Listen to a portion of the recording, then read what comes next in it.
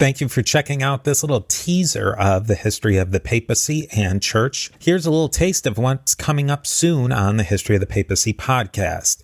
Now, if you like what you hear, I'd love it if you'd leave a rating and review on Apple Podcasts or your podcatcher of choice. If you want to support the podcast even more, consider becoming a Patreon on patreon.com/history of the papacy. There are many levels and benefits for you, and you help keep the history of the papacy going. You can learn more about all of this at historyofthepapacypodcast.com.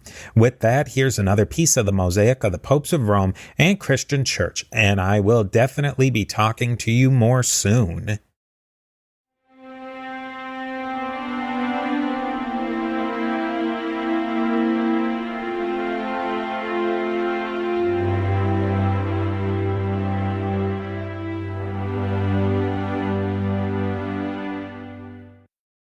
We're round about the early 60s. So Paul, say, and Peter are dead.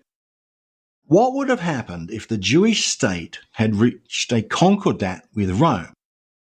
There was no Great Revolt in 66. Temple was never destroyed. And let's extend it and say that this concordat went on to the end of the Roman Empire, possibly. Now, Rome could have, for example, imposed a new native dynasty to rule, or perhaps the temple establishment could have established a complete little theocracy, semi-independent of Rome, and enforced a quiescent state. We know this was a distinct possibility because it had happened. The Herodians had ruled most of Judea for a century.